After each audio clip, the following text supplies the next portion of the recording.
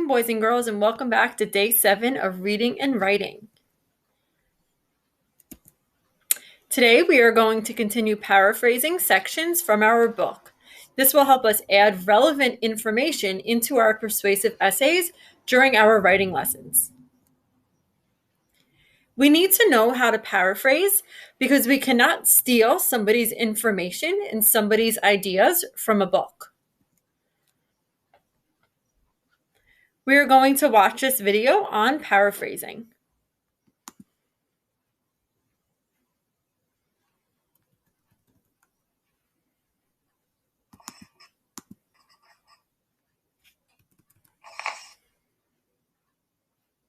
Hey, those are for my report.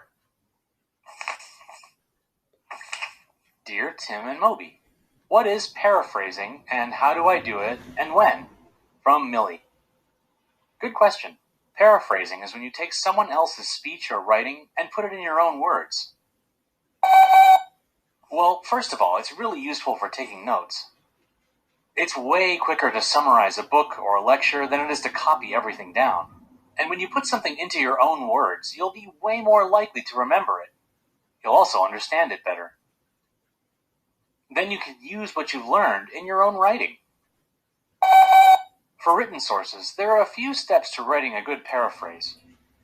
First off, you want to read the original carefully, making sure that you really understand it.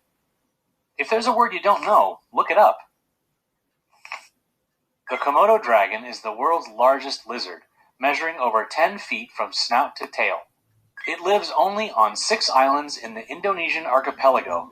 One swipe of a dragon's tail can render its prey senseless, and its venom is as deadly as a cobra's. Archipelago. What's that? I see. It's a chain of islands. Next, you want to close the book and write a couple of sentences that restate the key ideas of the passage. Well, if you close the book, you can be sure you're not just copying what you read.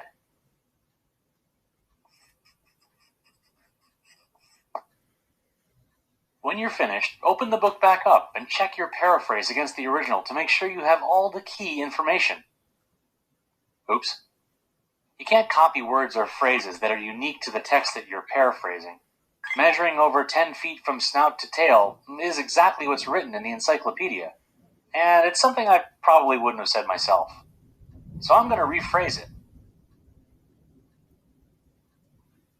Make sure to write down where you got the information so you can find the source again. Noting the source also means that you can avoid accidentally plagiarizing. Plagiarism is when you copy someone else's work and pass it off as your own. Yeah, it's bad. Sometimes it's hard to understand the difference between plagiarizing and paraphrasing. Copying a passage word for word is plagiarism, but so is taking someone else's ideas without giving them credit. Say one of my sources writes that some legends about dragons are based on stories of Komodo dragons. If I put that idea in my report without naming a source, that'd be plagiarism.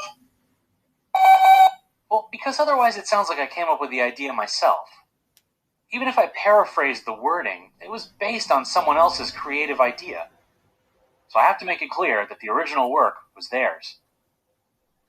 A good paraphrase doesn't sound like the original piece of writing, but it should contain all the important details. You can paraphrase spoken material like speeches and lectures too.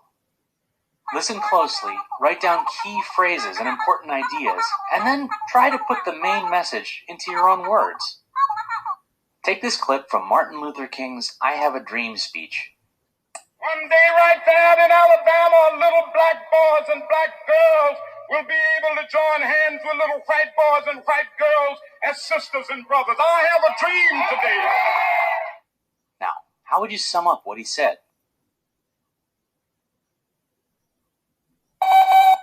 Here's what I've got. In his I Have a Dream speech, Dr. King shares his vision for a world without racism. He describes a future where black and white children can live as sisters and brothers in peace and harmony. Right, any phrase you use word for word has to be quoted. Since I'm citing the source right in my paraphrase, it's clear who said it. Yeah, I know. It sounds like a lot of rules. But once you get used to it, it'll be like second nature. Anyway, you gonna help me put these back in order? No. No, you are not. Now we are going to show you how to paraphrase. Number 1, you are going to read the fact. Number 2, you are going to stop and ask yourself, what are the important words? Number 3, you are going to ask yourself, how can I say it differently? And number 4, you are going to tell the fact in your own words. You are now going to watch me as I read page 12. Overfishing is a good example of the tragedy of the commons. This idea refers to a common resource shared by many people. The tragedy is when they overuse it. Not only do they lose it, but everyone who might one day does as well. If everyone works together to keep the resource in balance, it will be there to use forever. Fishing is like that. Many fishers fish for food and profit, but if each thinks only about what he or she needs and doesn't think about fish replenishing themselves, then a species can be wiped out. Then that fisher and all fishers lose out, and so do the people and other sea life that eat the fish. You're going to notice that I have highlighted some of the important words: overfishing, fishing, fishers, and fish. These are important words that I am going to incorporate into my paraphrasing section. You are going to watch me as I put this into my own words, using the steps to paraphrase. Species are being wiped out because fishers are overfishing. Fishers need to start thinking about what they need, and if they do this, then the species will not become endangered. Right now, boys and girls, you are going to read your Animals of the Sea book for 20 minutes. Afterwards, I want you to read pages 54 and 55 and try to paraphrase that in your writer's notebook. You are going to use these steps, numbers 1, 2, 3, and 4, to help you paraphrase. When you're done with that, please join us back for our writing workshop. Welcome back, boys and girls, to day 7 of writing.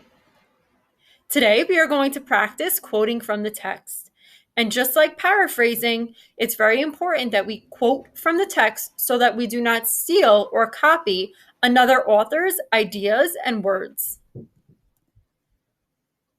On the left side of my screen, you will see some textual evidence sentence starters.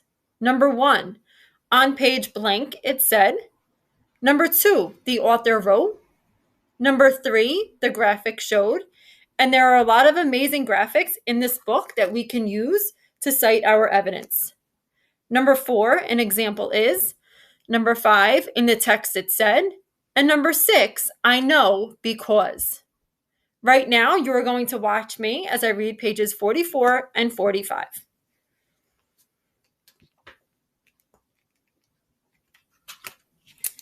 Blue whale. Blue whales are endangered mainly because of hunting. Many were killed during the 1900s. Most hunting stopped by the 1970s, but their numbers still have not recovered. Whales may also get tangled in fishing equipment and be sickened by water pollution. Blue whales are the largest living animals on Earth. In fact, there has probably never been a larger animal on Earth.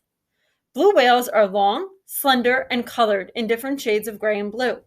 We are only just beginning to learn how intelligent they may be. You are now going to watch me as I cite from pages 44 and 45 using some of these sentence starters. Blue whales are the largest living animals on Earth, but they are in trouble. On page 44, it said that many were killed during the 1900s. Blue whales are the largest living animals on Earth, but they are in trouble. In the text, it said that blue whales have been found up to 108 feet long and may weigh up to 330,000 pounds. I am now going to read pages 48 and 49. Whale shark. The whale shark is found in tropical waters and is the largest shark in the world. Despite their threatening size, Whale sharks don't have big teeth for catching and chomping their food. They are filter feeders. They swim around collecting small sea organisms in their big mouths and then filter out the water through their gills. Whale sharks are a common type of seafood, and that has made them endangered. Whale sharks are amazing and unique animals. The graphic showed that despite their threatening size, they don't have big teeth. Whale sharks are amazing and unique animals. An example is they can grow more than 40 feet long and weigh more than 21 tons.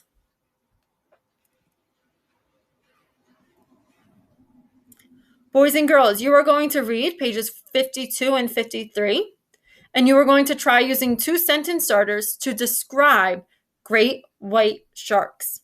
Please make sure that you are using one of these 6 sentence starters to help you in your writing journal today. See you tomorrow for day 8.